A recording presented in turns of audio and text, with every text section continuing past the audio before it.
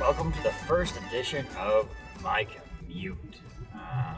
So these episodes are going to be short. I have a 20-minute commute, and I don't think I'll record during the entire drive to work.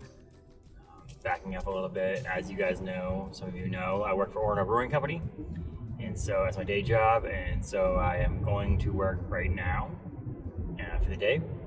So I thought I'd take this time when I'm sitting in the car, driving, usually listening to music or a podcast, to talk something. And so I wanted to get something off my chest. Not really, just wanted to talk about something. So today I'm going to talk about Black Widow.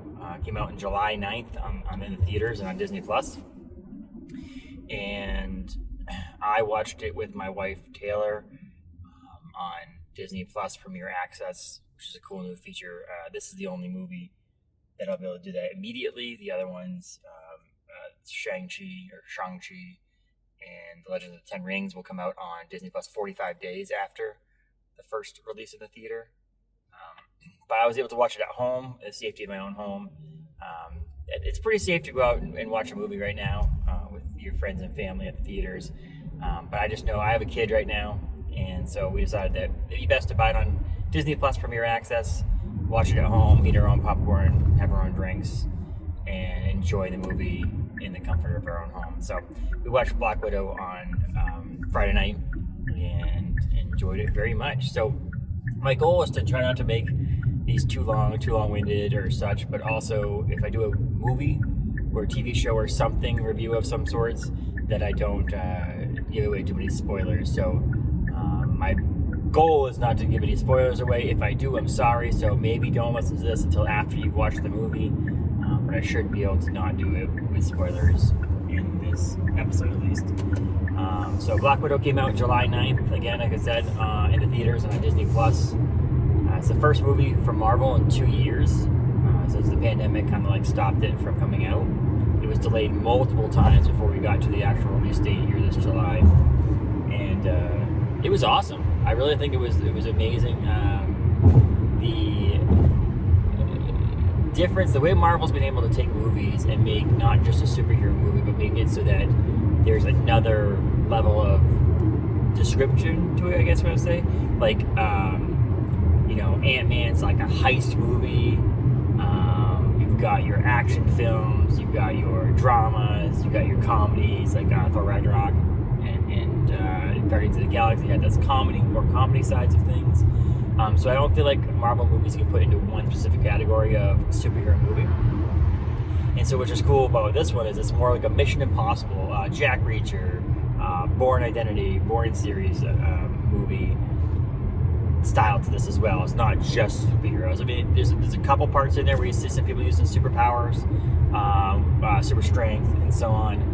But most of the movie doesn't feature any superheroes per se that you'd see in a normal Marvel movie, which is really cool. So if you just watched it, you might be surprised that it was a Marvel movie in a sense, because of the fact that there is there's Captain America doesn't make an appearance, or someone doesn't fly, someone doesn't use claws of their hands and so on. So which is pretty cool. It has a great storyline to it, a great arc. There's some cool Easter eggs because this falls in between right after Captain America Civil War. So it has that little what's going into it. If you watched all the Marvel movies, this where it slots in.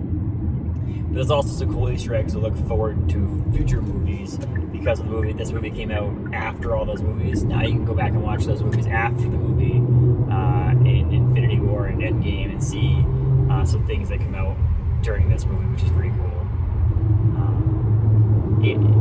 It's way too long for this movie to come out. It took way too long for this movie to come out.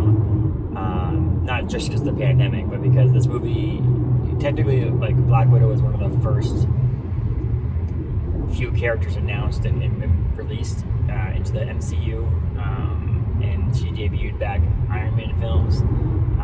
Black Widow's been in the most Marvel movies because she's had bit parts in a lot of them. been too long that this had to be the 24th movie to come out, 25th movie, I forget now, to come out, because it's something she's been around for so long. So it's really interesting to see why it took him that long. But I think personally it's kind of a cool kickoff to the next phase in a sense, because we get to remember the first phase, second phase, and third phase. You get to remember those awesome movies and a character that you remember, while we introduce some new characters, as well as the next few movies are going to introduce a ton of new characters. So it's nice to kick off the next phase. This is phase 4 of the Marvel Cinematic Universe with a movie that has a character that we're used to seeing. That's one of the cool things about this movie.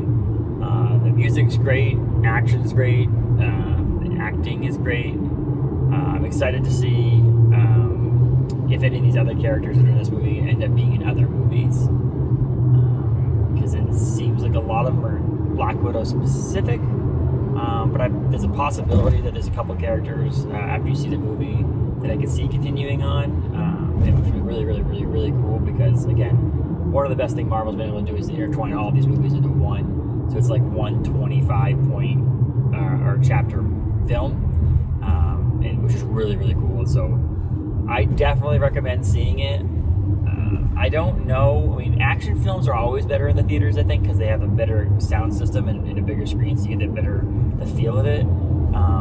But to me, it's not that epic Infinity War Endgame movies that makes me go, I had to go, Taylor, we need a babysitter because you need to go see this in the theaters. I think it was perfect to watch at home. So Disney Plus Premier Access, there's a fee to it on top of your Disney Plus subscription, which is about $30 for the fee, and that gives you access to the movie. The cool thing is that Taylor and I going to see the movies, we probably would have spent $12 a person, so that's $24. We might have gone to get drinks before, or get popcorn at the movies or whatever. It would have cost us over $30 likely to go out for the night, plus a babysitter. So for us, the $30 is well worth it, because we consider the comfort of our own home. Pause it for potty breaks. You know, if we got tired and wanted to go to bed, or the baby got cranky, we could always pause it and start it again. Can't really do that in the theaters. So I definitely am a proponent for Disney Plus Premier Access. I believe Cruella is also on Disney Plus Premier Access right now too, so you could always watch that movie too at your own home. But I think that, you know, I talked with Adam,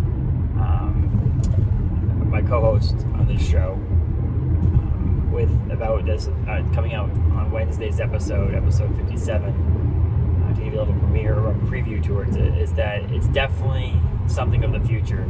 I don't think the theater, visiting the theater is ever going to go away, but I definitely think that having the availability to watch it at home within a certain period of time after the movie's in the theaters, it's going to be definitely something we see in the future. Because, I mean, I can understand Shang-Chi and the Legend of the Ten Rings is going to be in the theaters, and then I believe 45 days afterwards it's going to be on Disney Plus, which is still faster than a DVD coming out. But I still think that, you know, maybe they put it in the theaters for the first 2 weekends, so like premiere weekend, Thursday night, Friday night through Sunday, and then the following weekend, and then maybe the following Friday. So it's that 3 Fridays from the movie coming out,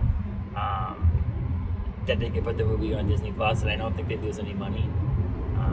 I heard they made $60 million of people watching at home this time, so I can't imagine they're losing much money like people watching it at home versus the theaters. So I don't know. It was, I think, the perfect movie to watch on Disney Plus Premier Access instead of having to go to the theaters. So great movie. I think it's an excellent thing. It's probably going to be ending up in the middle of the pack of my rankings. It's definitely not one of the best movies, but it's definitely not one of the worst movies. So I think it will find its way right in the middle of my pack of rankings, and I will definitely be watching it again. So I guess the word of this episode is definitely, because I've been using it a lot. So definitely watch Black Widow. Let me know how you think the movie turned out. It's a great thing in this world now that we're ready for more Marvel Cinematic Universe movies coming out. We have one every couple of months now for the rest of the year. This is the first of 4 for 2021. We also have Loki that's on TV on Disney Plus right now. The finale comes out Wednesday, July 14th. July 21st will be the Making of Loki episode that will come out. And then in August 11th is What If. So really looking forward to that. So Marvel is definitely kicking ass right now and taking names and ready for the future. So that's my little shout out to Black Widow on my commute. Some of these episodes might be talking about other things that are not specifically around pop culture, but just generic things in my life or in the life of the world. Food. I did stop and got my coffee on the way to work.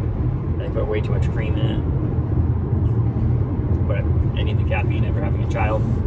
So, but that's been my commute. I'm almost to work, so I'll see you guys soon. I really appreciate you checking this quick 10-minute episode out and seeing my first thoughts of Black Widow, the Marvel Cinematic Universe movie released on July 9th. So check it out in theaters near you or watch it on Disney Plus Premier Access. I really highly recommend watching it. Again, I think it's a solid movie in the first place and a solid MCU movie. So be sure to check us out on Facebook, Instagram, at The Maine State of Mind, and check us out on Apple Podcasts, Spotify, and YouTube for the video portion of this podcast. Please like, share, subscribe, all that stuff. I really appreciate it. Thanks, everybody. This has been my commute.